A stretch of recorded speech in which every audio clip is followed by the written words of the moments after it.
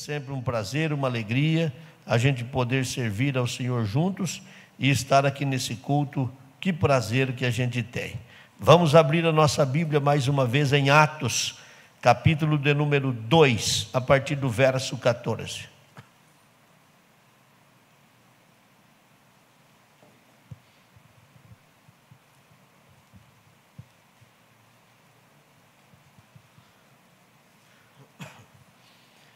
Pedro, porém, pondo-se em pé com os 11, levantou a voz e disse-lhes: varões judeus e todos os que habitais em Jerusalém, seja-vos isto notório e escutai as minhas palavras. Estes homens não estão embriagados como vós pensais, sendo esta a 3ª hora do dia. Mas isto é o que foi dito pelo profeta Joel. E nos últimos dias acontecerá, diz Deus, que do meu Espírito derramarei sobre toda a carne. Vossos filhos e as vossas filhas profetizarão, os vossos jovens terão visões, e os vossos velhos sonharão sonhos. Aleluia. Verso de número 18 ainda. E também do meu Espírito derramarei sobre os meus servos e as minhas servas naqueles dias, e profetizarão. É baseado nesse texto que nós estamos dando sequência a um estudo que iniciamos ao longo dos meses, sobre este mover do Espírito Santo, que é o que mantém a igreja em atividade. Domingo à noite eu falei aqui aos irmãos no culto de Santa Ceia sobre Jesus, esse homem tão extraordinário que fez a diferença no mundo e fomos alcançados pela palavra dele. Agora, Jesus fisicamente não está mais entre nós como homem, mas através da sua morte, sua ressurreição, Jesus voltou aos céus, e a Bíblia Sagrada declara que ele venceu a morte e se assentou no trono, junto com o seu Pai, do lado direito do Pai. Vamos entender isso. Jesus vem ao mundo, o propósito é resgatar a humanidade, fazer uma ligação, elo de ligação entre Deus e o ser humano, e Jesus se torna esse elo.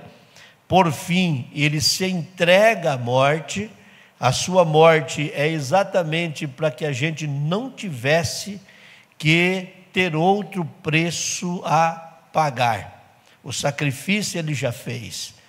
Precisamos entender isso, que quando a Bíblia fala de preço, fomos comprados com bom preço, comprado com bom preço. Essa expressão comprado não significa que você estava na mão do diabo e o diabo estava lhe oferecendo: quem que é esse, quem que é esse, quem que é esse.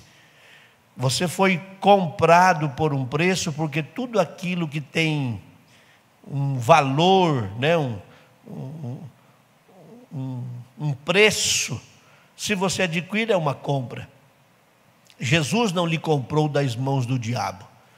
Jesus lhe comprou, pagou um preço que o diabo nunca mais teria condição de pagar o que Jesus pagou. Passa-se anos e anos e anos e anos, ele não tem estrutura para juntar valores e dar em resgate à sua alma o que Jesus fez. E o que Jesus fez? Um sangue inocente, que ele vai à cruz e derrama todo o seu sangue lá. E esse sangue inocente tornou-se um preço que jamais alguém teria como pagar por ele. E nós menos. Como é que a gente pagaria? Imagine os senhores, hoje de repente, se alguém está enfermo e o médico chega e diz: olha, por 100 mil reais eu consigo deixar você viver, resolvo o seu problema, você vai viver. Pode ter certeza que se a pessoa estiver perto disso, ele faz o que pode, talvez um pouco mais, para tentar prolongar a sua vida. Isso na questão da saúde. Agora, na questão da salvação, qual é o valor que a gente teria? Esses dias fizemos um cálculo aqui meio superficial, né? Numa manhã missionária também, onde eu estava numa congregação, eu disse isso. A Bíblia diz que o preço do sangue de Jesus é mais do que o mundo inteiro. É a expressão da Bíblia, é mais do que o mundo inteiro. Então, se a gente não tem estrutura para comprar um bom terreno na cidade, dá para calcular quanto vale todos os terrenos, todos os imóveis, quanto vale a cidade, as indústrias, o comércio, a agricultura, o Estado, o país, o mundo inteiro, e tentar calcular quanto é que vale o preço que Jesus pagou por você. Não é que você tem tanto valor assim. Eu acho que se dependesse do homem, talvez não pagava tudo isso por nós, né? Mas não é que a gente valia tanto. É que Jesus acreditou que se ele fizesse isso, a gente valorizaria o seu sacrifício e a partir de então a gente teria valor. Lá no mundo você não tinha valor algum, mas quando você encontra Jesus e ele entra no seu coração, o seu valor é de alguém que vale mais do que o mundo inteiro. É isso que a Bíblia diz. Então esse é o seu valor. Agora Jesus veio, deu a sua vida, morreu, e a Bíblia mesmo declara que a sua morte trouxe a nós uma esperança. Então, quando a gente lê, como domingo foi lido, que a gente participa do sangue, do pão, né, o símbolo, até da sua morte, até que ele venha, dá a impressão que a gente está feliz. Oh, que legal, Jesus morreu, então vamos festejar porque Jesus morreu. Obviamente que a morte é uma palavra forte para todos nós, né? Não é fácil celebrar a morte. Todavia, a gente não celebra um Cristo que morreu, porque a Bíblia diz que ao terceiro dia ele ressuscitou. E aí, na expressão da Bíblia, se ele não tivesse ressuscitado, era vã a nossa fé, era vã a nossa pregação, mas ele ressuscitou, e agora vivo se assentou à direita do Pai, e ele tornou-se o nosso intercessor. E eu acho tão extraordinária a missão de Cristo, e a Bíblia coloca ele assentado à direita do Pai no mesmo trono, não é um outro trono, é o mesmo trono e ele assentado à direita do Pai. Eu disse isso aqui, mas vamos repetir para a gente concluir essa introdução. O Pai, o nosso Deus, é justiça na sua essência. Também a Bíblia diz que ele é santo, santo na sua essência. Significa que qualquer ação nossa que comprometa o relacionamento com Deus vai ter problemas. Por que vai ter problemas? Porque ele é santo na sua essência, e qualquer ação nossa, por mínima que seja, vai pôr uma barreira entre nós e ele, que a gente chama isso de iniquidade ou pecado, como queira. Mas assentado do lado direito dele está alguém que, segundo o livro de Zacarias, foi-lhe feita uma pergunta profética: que feridas são essas em suas mãos? E ele responde: estas feridas foram feitas na casa dos meus amigos, porque Jesus levou da terra a marca na mão e a marca nos pés, a marca do lado. Esta marca lhe acompanhou. Prova disso é quando o Tomé quis saber se realmente era ele estendeu as mãos e disse: olha aqui, Tomé, toca aqui, veja as cicatrizes da ferida. Por que razão isso? Porque cada vez que a gente vai ou comete um delito e vai jogar fora todo o projeto de Deus para a nossa vida, e o Pai na sua justiça precisaria cumprir a sua justiça, precisaria fulminar o pecador para sempre, está ao seu lado, disse João, o advogado, Jesus Cristo, que comprou com o seu sangue. Aí ele intercede por nós junto ao Pai. Para a gente transformar isso aqui numa linguagem nossa, é o Pai dizendo: é o Vicente de novo que errou? Mata, fulmina, acaba. e é o filho do lado, estendendo as mãos e dizendo: Pai, misericórdia. Olha aqui o sacrifício do Calvário aqui. Olha o preço que ele custou. E Deus vai tendo misericórdia de nós. Agora Jesus, todo esse processo lhe levou de volta aos céus. Era o seu lugar. Mas ele deixou uma esperança para nós. Qual foi a esperança? Eu rogarei ao Pai, e ele vai enviar outro Consolador. Em outra expressão, ele disse que, João 14, lá na casa do meu Pai, não se turbe o vosso coração, credes em Deus, crede também em mim, que na casa do meu Pai tem muitas moradas. Não fosse assim, eu vou-lhe teria dito: vou preparar-vos lugar. Mas se eu for e vos preparar lugar, voltarei outra vez e vos levarei para mim mesmo, para que onde eu estiver, estejais vós também. Então a promessa dele é de que nós teríamos um tempo, passaríamos um período, enquanto ele lá no seu trono de glória, prepararia um ambiente para que a gente na morte ou no arrebatamento pudesse chegar até a ele. Agora, desse dia até o dia de hoje, é um projeto de Deus. A igreja fora criada na cruz. Na morte de Cristo a igreja nasce. No dia de Pentecostes a igreja recebe a autoridade e o poder, e é bom a gente lembrar disso. Imagine os senhores que a equipe que Jesus preparou, olha que equipe extraordinária. Jesus foi chamando homens, e não foi fácil arregimentar homens. Imagine os senhores, Jesus não faz para si robôs. Você aceita Jesus, ele põe um chip, e a partir daí você só faz o que ele quer. Você aceita Jesus e continua com o livre-arbítrio. Você aceita Jesus e continua dono das suas decisões, das suas ações. E as nossas atitudes, as nossas escolhas terão consequências, boas ou más, porque nós somos dono das nossas ações. E quando a gente toma ela, lá na frente a gente vai sorrir ou chorar, fruto de uma decisão que a gente tomou. Agora, Jesus encontrou moços, que alguns historiadores acreditam que deveriam ter entre 18, talvez chegando a 30 anos, alguns deles, e nesse período em que Jesus vai arregimentando esses homens, imagine os senhores, quando ele convoca o Pedro, por exemplo, a Bíblia declara na sequência que a sogra do Pedro estava doente, enfermou. Então Pedro tinha sua casa, sua família, um pescador sem estudo. Imagine, nessa época, qual era o acesso que esse povo tinha a estudo? Quase que zero, quase que nada, ou nada. Então Jesus chama estes homens. Agora imagine, passa alguém que quem ouviu falar dele já criticava. Está vindo aí mais um aí, dizendo que é o Cristo.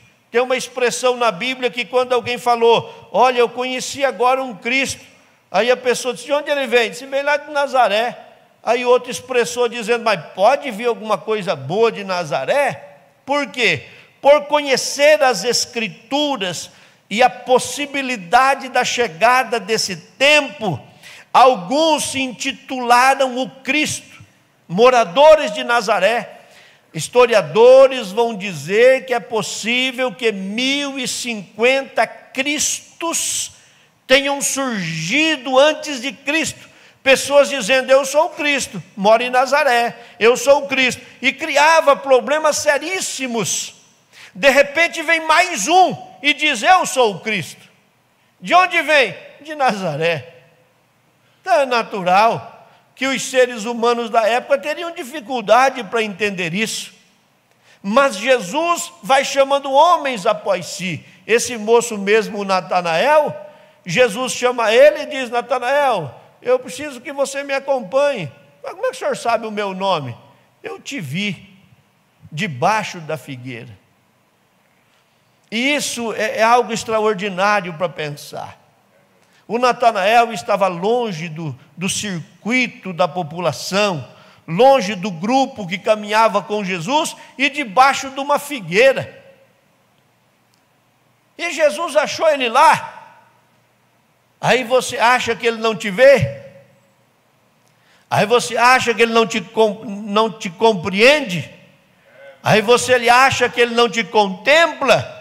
Ele viu tuas lágrimas na cama, ele viu você dentro do quarto orando, ele viu você no local de trabalho, ele viu você nas decisões que tomou, ele viu você pensativo quando precisava tomar uma decisão. Olha a expressão que ele diz a Natanael. Disse-lhe Natanael: de onde me conheces tu? Jesus respondeu e disse-lhe: antes que Filipe te chamasse, te vi, eu estando tu debaixo da figueira.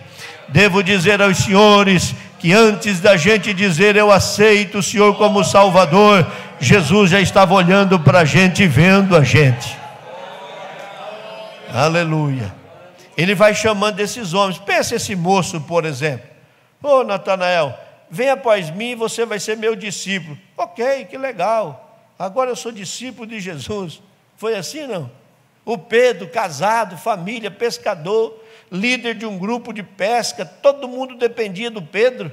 Prova disso é que quando ele disse eu vou pescar, todo mundo foi atrás dele, até quem não é pescador voltou a pescar com ele, porque ele era uma liderança, um cara doido, mas um líder, pescador por excelência, mestre na pescaria. Quando Jesus quis botar eles dentro de um barco para atravessar, ele foi o que disse: Jesus, não dá.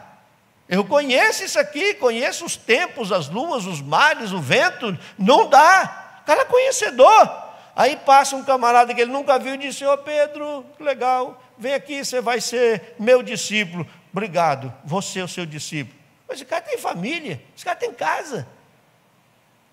Teve que voltar lá e dizer para a esposa, para a sua família: olha, encontrei um moço, todo mundo rejeita ele, até os irmãos dele criticam ele, mas ele falou de um jeito, me chamou para trabalhar para ele, eu vou trabalhar para ele. Ok, você vai parar de pescar? Vou. E quanto você vai ganhar? Nada. E o que você vai comer? Não sei. O que você vai beber? Não sei. O que ele prometeu para você? Ele disse: ó, não traga bolsa, não traga alforje, não traga nada. Só vem e me segue. Você acha que isso é fácil, irmão? Convencer a família? Imagine se fosse hoje. Chegar na casa e dizer: eu estou saindo do emprego, porque agora encontrei um rapaz subindo da rua ali, ele me chamou para seguir ele. Você vai ganhar quanto? Nada. Mesmo quem não era casado, mesmo os moços solteiros, imagine.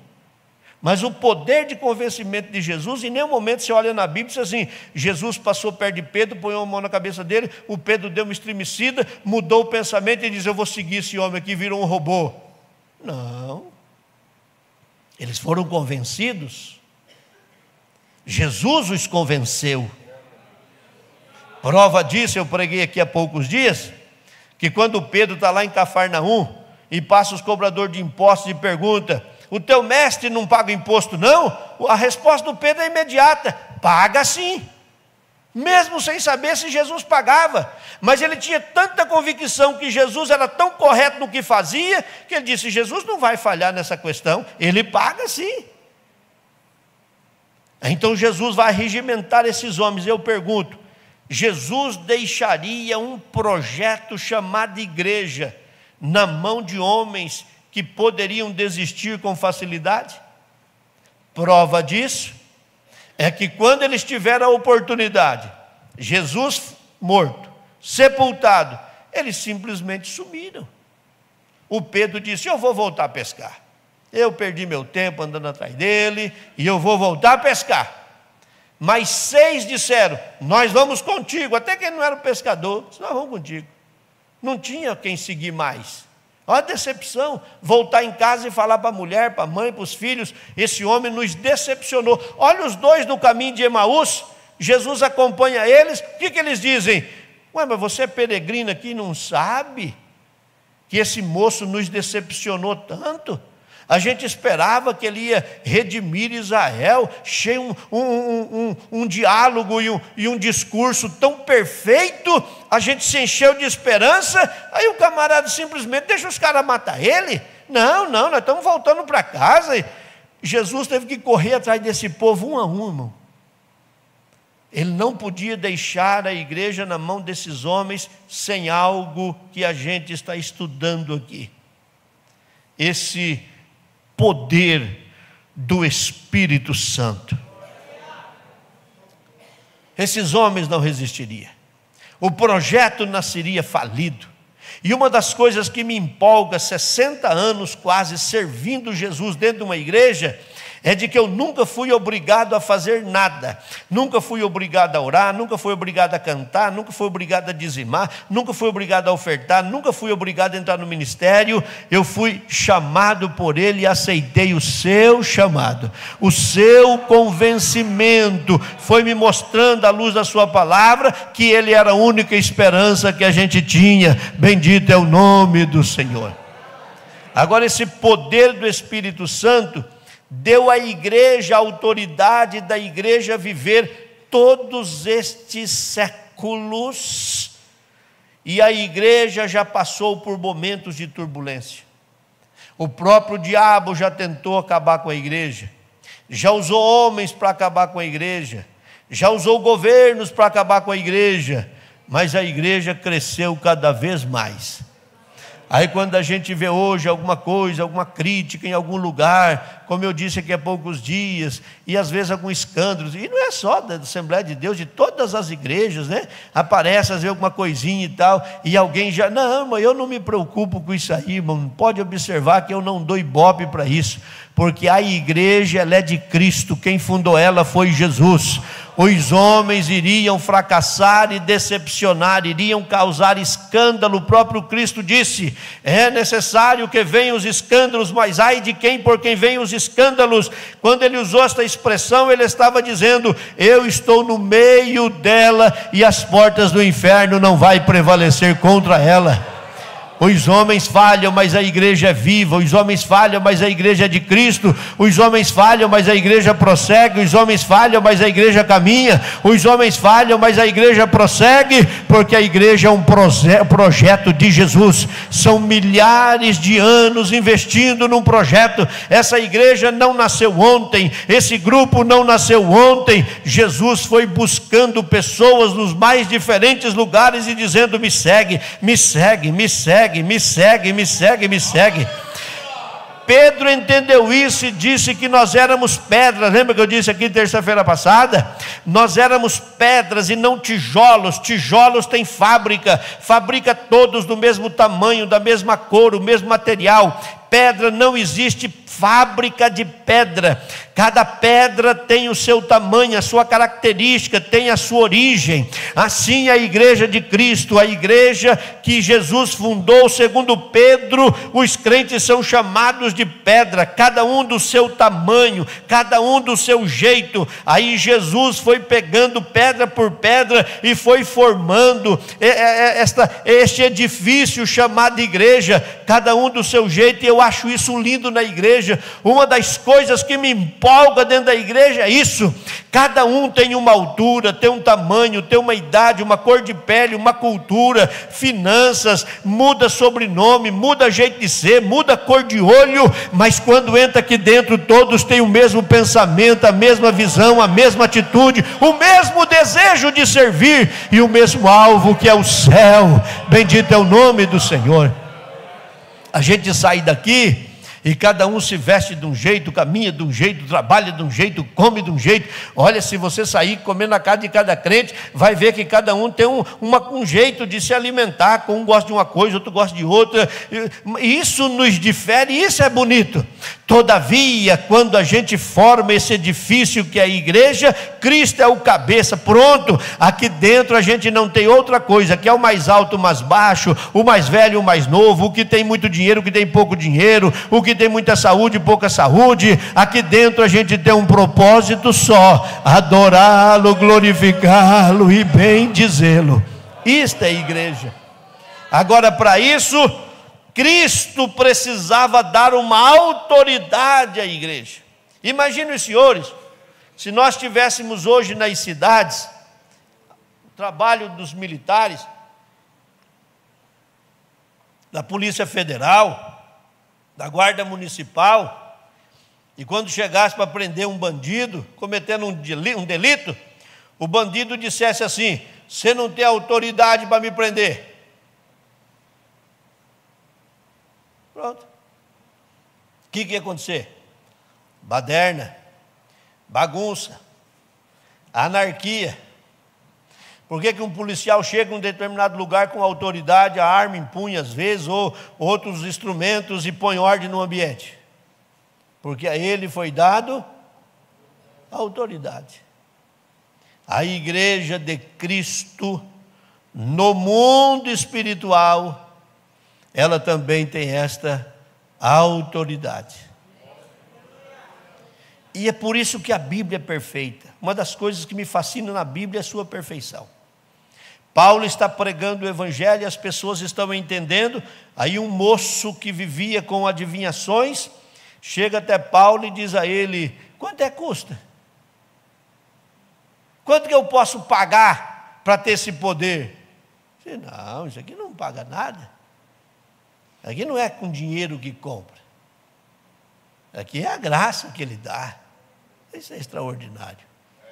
Porque isso não limita. Imagine, não, para ser pastor dessa igreja você tem que pagar. Uma igreja igual a Toledo, irmão, olha, eu não sei se teria pastor para pastorear ela se tivesse que pagar, porque imagina quanto custaria para esses milhares de crentes pastorear esse povo.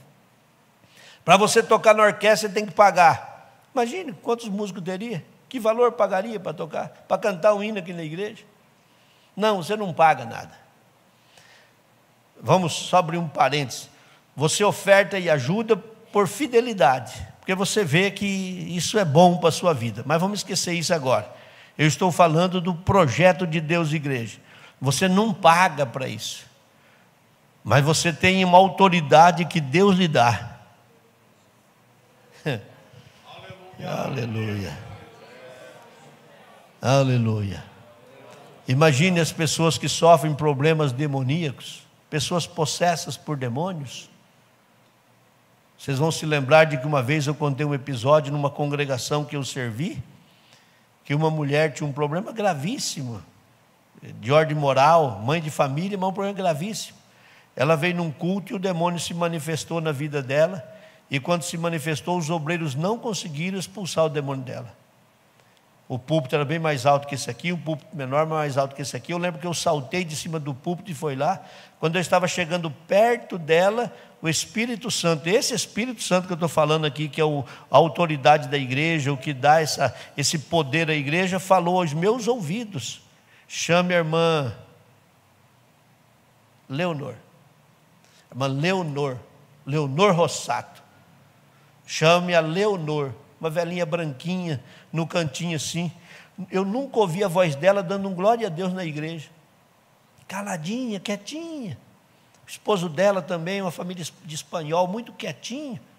Os filhos já mais extravagantes, tinha um filho grandão que na igreja fazia bastante barulho, mas o casal quietinho, bem velhinhos. Se chama Leonor Rossato.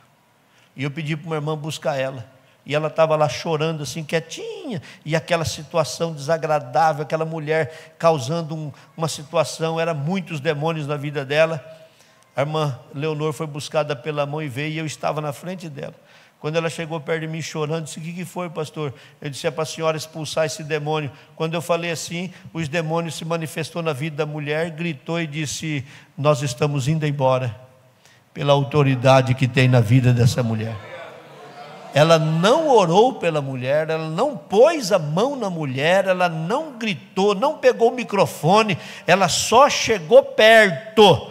E o demônio disse: nós estamos indo embora, que não é lugar para a gente. Essa autoridade, o derramamento do Espírito Santo trouxe para a igreja. E os nossos pais mantiveram isso durante todos estes anos. No caso da Assembleia de Deus, 114 anos, os nossos pais mantiveram isso. Essa geração nossa não tem o direito de acabar com isso. as coisas mudou, os prédios modernizaram, a igreja cresceu, a obra avançou, o conforto chegou, as cidades cresceram, as igrejas cresceram, mas nós não temos o direito de apagar esta chama que Jesus incendiou no dia de Pentecoste, dando autoridade para a igreja vencer no mundo espiritual. É alguns anos que sirvo a Ele. Me lembro que estávamos em cima de um caminhão, numa campanha evangelística, pouquinha gente ia. Naquele tempo que a gente levava as caixas de som nas costas, não tinha ninguém na igreja tinha carro. Tinha que pegar aquelas caixas enormes nas costas, levar. E um bondoso irmão cedia um caminhão para a gente cruzar nas ruas e fazer as cruzadas. Pouca gente nas cruzadas. E o povo cantou, o som não era bom, mas o povo não se preocupava com isso, irmão. Se o som funcionava, tinha campanha. Se não funcionava, tinha campanha igual. A gente ia lá para falar de Jesus. E coube a mim aquela noite, eu liderava os jovens, coube a mim aquela noite pregar. E eu preguei sobre aquele que crer e for batizado será salvo. Foi a mensagem que eu preguei.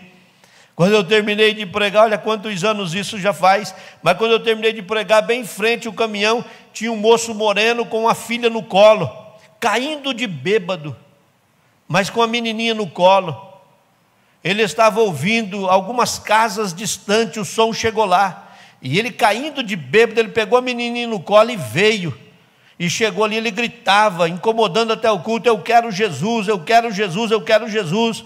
Oramos por ele, alguém segurou a criança, a mãe logo veio, pegou a criança, e nós oramos por ele, caiu ajoelhado no chão. Uma coisa que eu tenho muito vivo na memória, porque depois esse moço se tornou um cantor, que todos os cultos a gente tinha prazer de ouvir o Rony cantar. Era algo assim lindo ouvir o Rony cantar, mas ele ajoelhado no asfalto ali, caído, gritando, pedindo misericórdia. E quando ele se levantou da oração, ele não tinha cheiro de bebida, não estava mais embriagado, estava totalmente liberto por Jesus, ao ponto de alguém dar a filha no colo, e ele sair abraçado com a esposa e com a filha no colo e ir para casa. Essa autoridade Jesus deu à igreja. O governo não tem, a estrutura política não tem, as casas de recuperação não tem, as casas de atendimento psiquiátrico não tem, mas a igreja tem, porque a igreja, apesar de ser formada por pessoas que falham, que erram, que têm suas dificuldades, mas ela tem uma autoridade que é o Espírito Santo, que Jesus deu a ela. Jesus deu a ela essa autoridade. E é por isso que nós estamos estudando estas palavras que Jesus disse: nos últimos dias acontecerá, diz Deus, que do meu Espírito derramarei sobre toda a carne. Deixa eu te posicionar dentro dessa visão. Nós estamos envolvidos numa grande construção. É uma grande obra. Para nossa realidade isso é gigante. Gigante em tudo que faz, gigante em investimento. Nosso desejo é ver isso pronto, e para isso precisamos da graça de Deus.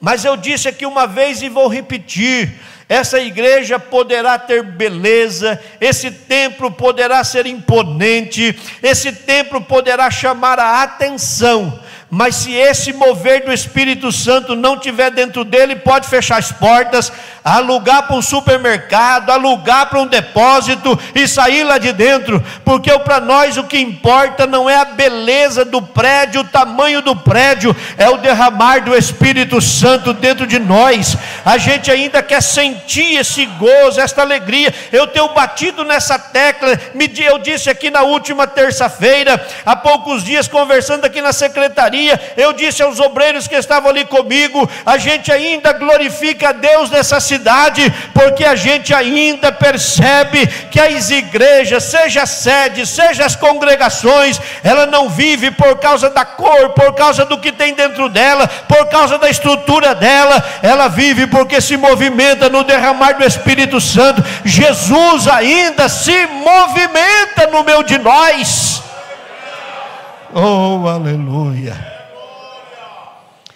E a promessa de Jesus é essa promessa extraordinária: nos últimos dias vou derramar o meu Espírito. Ou se a gente não conseguisse terminar esta igreja e Jesus arrebatasse o seu povo, mas pode ser que a gente veja isso pronto. E eu volto a dizer o que eu disse aqui terça-feira passada: essa geração nossa é uma geração que precisa viver o mover do Espírito Santo. A nossa geração está doente, a nossa geração está corrompida, a nossa geração tem falhado, a nossa geração não tem cumprido o seu propósito. Essa geração precisa urgentemente. Eu vou dizer o que eu disse aqui terça-feira passada: eu não concordo com a ideia de que essa geração é a geração do avivamento. Não concordo. Nós somos uma geração cheia de problemas. A geração do escândalo, a geração das dificuldades, do problema. O que nós precisamos não é um avivamento só. Nós precisamos é de um derramamento do Espírito Santo. Derramar não é gotejar. Avivamento não é ter um crente só levantando a mão e dando glória a Deus. Avivamento é a abrangência. Derramarei o meu Espírito sobre toda a carne. Sobre toda a carne. Sobre toda a carne. E observa a promessa dele: eu derramarei. Quem é que está dizendo? É Deus. Qual a procedência desse derramamento? É Deus. Qual é a fonte? É Deus. Qual é a abundância? Derramarei, não vou gotejar, vou derramar. Eu quero mais uma vez profetizar: nós ainda viveremos coisas extraordinárias em Toledo. Nós vamos ver as ruas dessa cidade tomada pela glória de Deus. As igrejas atrairão pessoas dentro dela. Os peixes saltarão para dentro do barco. Não é porque a igreja é uma Assembleia de Deus, mas é porque o Espírito Santo foi derramado dentro dela. E o que é mais lindo é a sequência dessa promessa: é sobre toda a carne, é para o alto, é o baixo, é para o rico, é para o pobre, é para quem tem e quem não tem, quem tem cultura, quem não tem, é para quem tem mais idade ou menos idade, é para quem tem mais filho ou menos filhos, é para quem tem olho verde, olho azul, olho preto, é para quem tem saúde, quem não tem saúde. O derramar do Espírito Santo é para toda a carne.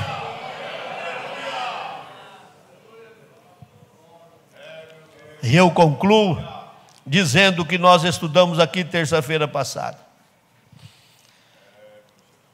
Para os egípcios, romanos, gregos, os fenícios, os povos antigos, a Bíblia define que eles tinham um lugar específico chamado de sagrado. Os árabes têm Meca como a sua referência. Os hindus, o rio Ganges. Até mesmo aqui no Brasil existem muitos lugares que são centro de peregrinação de muitas pessoas em busca de um encontro com Deus. E eu lembro que eu até citei aqui na última terça-feira que a gente tem que tomar cuidado, porque às vezes inventam muita coisa, dizendo que estão indo em busca de Deus e você não sabe o que estão indo buscar lá. Lugar de encontrar Deus é dentro de uma igreja. Jesus disse assim: eu edificarei a minha igreja e as portas do inferno não prevalecerão contra ela. Aleluia. Lembro que eu disse aqui terça-feira passada aos irmãos, de que em 2023 agora, lá em Asbury, nos Estados Unidos, naquela faculdade, alguns alunos por 16 dias viveram algo extraordinário lá. Ok, aconteceu em alguns lugares, como na Rua Azusa, que é a base, o berço do movimento pentecostal. Mas vamos ver em Mateus Marcos 16 e 17. E esses sinais,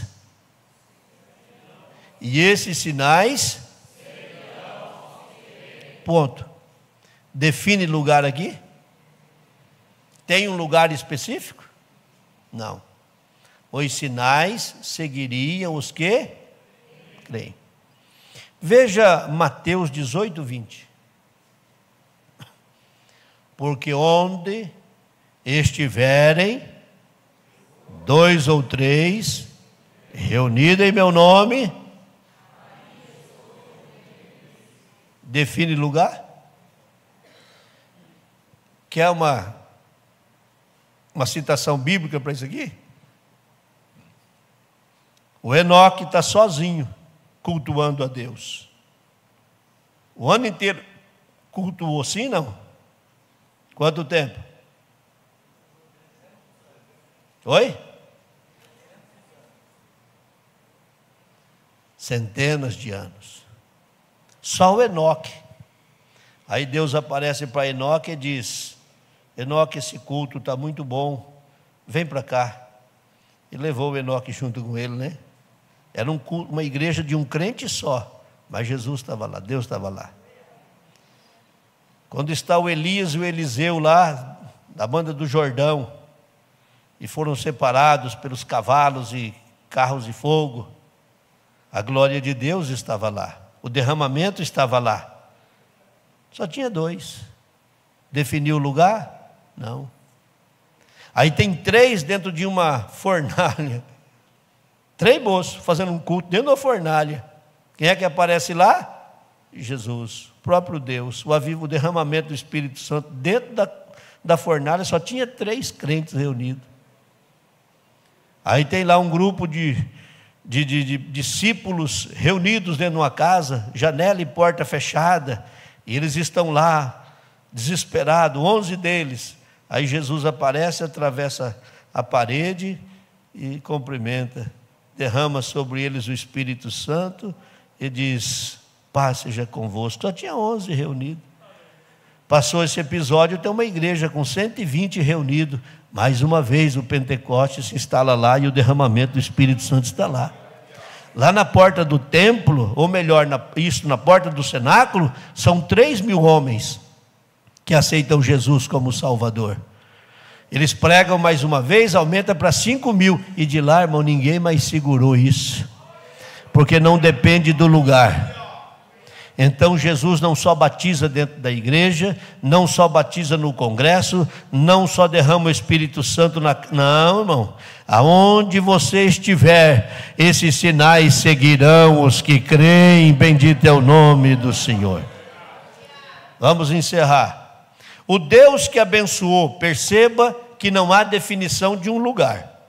O Deus que abençoou José no trono é o mesmo Deus que protegeu Davi no vale da sombra e da morte. O Deus que ouviu a oração de Ana no templo é o mesmo Deus que ouviu a oração de Jonas no ventre do peixe.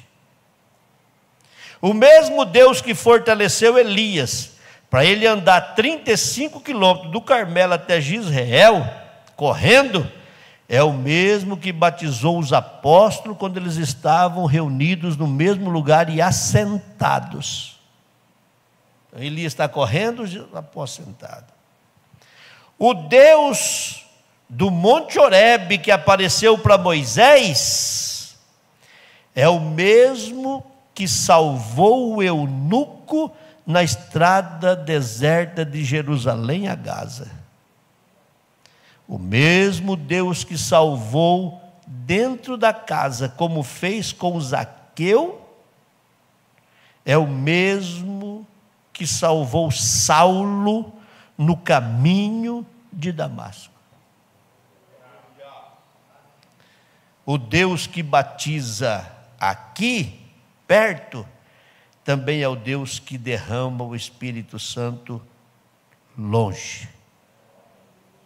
Não depende do lugar.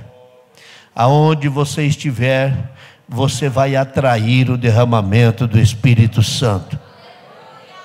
Então não tem motivo para você dizer que desanimou, que parou, que os problemas do dia a dia, eles são maiores do que a sua fé. A partir de hoje você muda o seu discurso. A partir de hoje você tem um Deus que lhe ama, tal qual eu citei Natanael, viu ele lá debaixo da figueira, antes dele ser chamado por Filipe. É o Deus que te viu, sabe o teu nome, teu endereço, sabe as suas necessidades. Vai mais longe ainda, a Bíblia diz que antes da gente falar uma palavra e pensou, Deus já sabe o que a gente vai falar.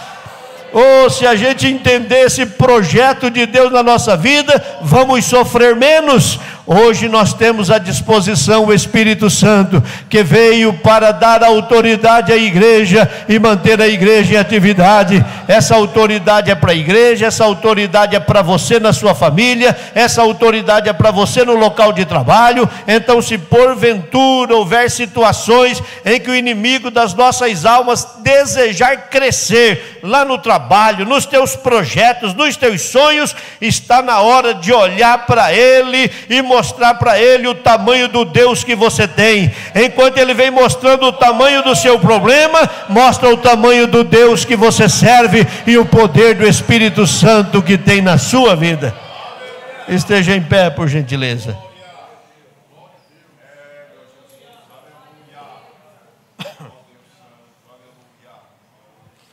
Feche os seus olhos. Eu gostaria que você fizesse uma revisão no seu interior. Eu tentei hoje ser muito prático, com muito temor de Deus e tremor, mas ser muito prático para lhe mostrar à luz da Bíblia qual é o projeto de Deus em te encher do Espírito Santo. Você não é só mais um caminhando com a multidão. Você não é só mais um em busca de Deus e alguém que tem sede. Não, não. Deus tem um projeto na sua vida. Deus tem um propósito na sua vida. Agora você sozinho não vai conseguir. Você sozinha não vai conseguir. Até porque sozinho você é carne, sozinho você é humano, sozinho as suas forças são poucas. Você precisa de uma força sobrenatural. Essa força sobrenatural é esse Espírito Santo que Ele enviou. É Ele que vai te guiar, te direcionar, te orientar. É isso que esta noite eu quero que você entenda, que Deus está colocando dentro da sua mente. A possibilidade de você ser guiado, orientado, dirigido pelo poder do Espírito Santo. Te ajuda, se você vir à frente orar comigo.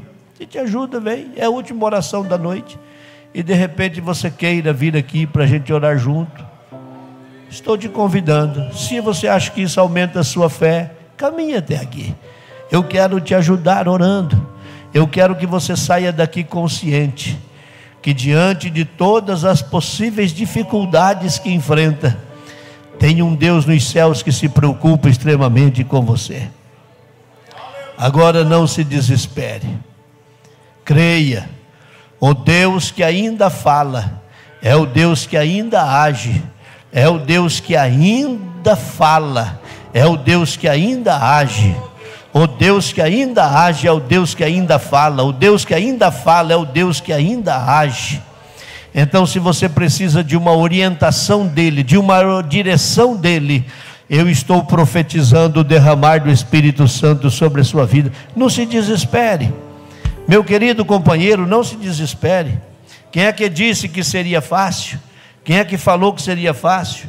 Se fosse assim, nós teríamos desistido há muito tempo. Pensa que ministério é fácil? Por alguma razão quero profetizar para a tua vida esta noite. Não vai faltar quem se levanta para achar as falhas, os defeitos e críticas. Para você, querida irmã, querido irmão que está aqui, quantos que às vezes até próximos, seus parentes e amigos, vão tentar fazer você desistir desse projeto, desse processo, atrelando a sua fé à religião, atrelando a sua fé em Cristo a coisas de geração. Não aceite isso, mas não, também não precisa brigar com ninguém não, só descansa em Jesus. A você foi dada a autoridade de Deus para suportar tudo isso. Eu quero profetizar para a tua vida o que diz o Salmo de número 40 nas suas palavras finais: aquietai-vos e sabei que eu sou Deus. Aquietai-vos e sabei que eu sou Deus. Quando Deus se movimenta dentro de uma família, quando Deus se movimenta dentro de um projeto, quando Deus se movimenta dentro de uma igreja, é certo que alguma coisa vai atrair as dificuldades, problemas, lágrimas, dor e sofrimento. Talvez é o teu projeto financeiro, é a tua empresa, é o teu sonho, é o teu projeto pessoal.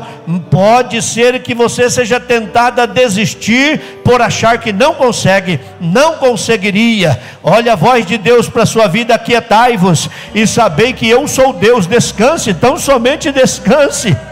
Aleluia. Se ainda existe profeta na terra, eu estou profetizando para a tua vida esta noite: descanse. Deus não perdeu o controle de nada. Deus não perdeu o controle da situação.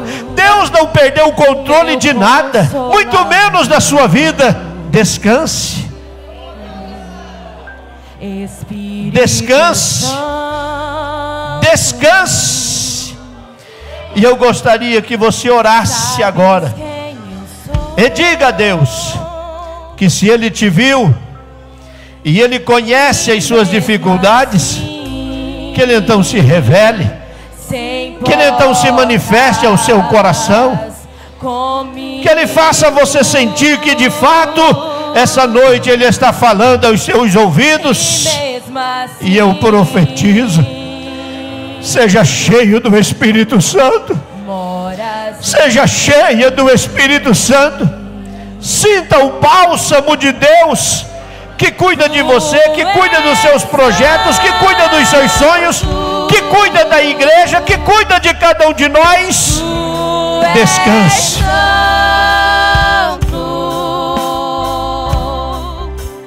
Que outra palavra se faz necessária para te descrever.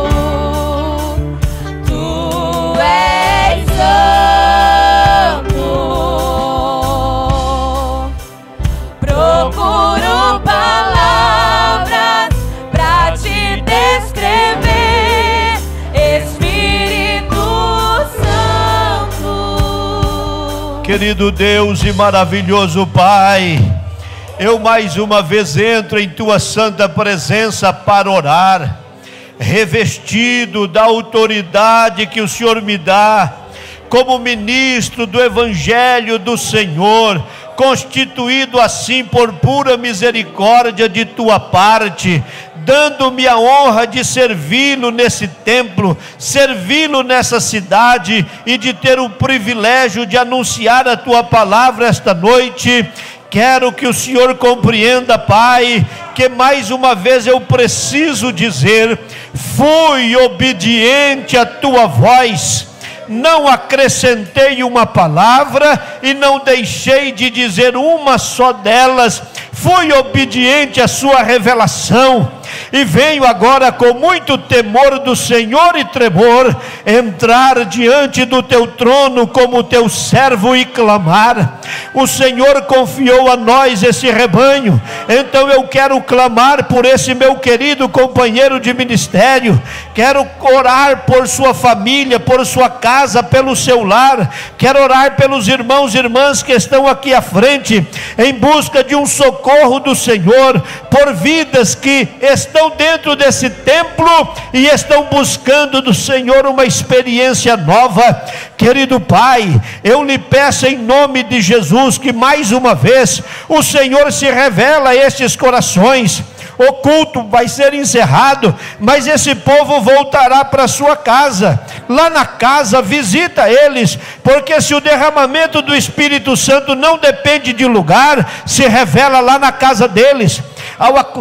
É possível que alguns deles serão despertados na madrugada, e quando acordarem vão se lembrar desta palavra que profetizo. Eles estarão se conectando contigo. Alguns sairão do seu leito, vão dobrar os seus joelhos e vão dizer: Deus se revela, Deus se manifesta. E eu peço em nome de Jesus que o Senhor faça isso, porque a maior frustração que o homem tem é tentar falar com o Senhor e não ser ouvido, não ser respondido. A partir de hoje se revele a esse crente, a partir de hoje se revele a este homem, a esta mulher, manifesta o teu poder e mostra as tuas orientações e quais são os seus projetos. Seja o Senhor que guie os passos e oriente esta vida, em nome de Jesus teu Filho, e para a tua glória, Senhor. Amém. Que o grande amor do Deus Pai, a graça de Jesus seu Filho, nosso eterno Salvador, a comunhão e as consolações do Senhor Espírito Santo esteja com todo o povo hoje e sempre.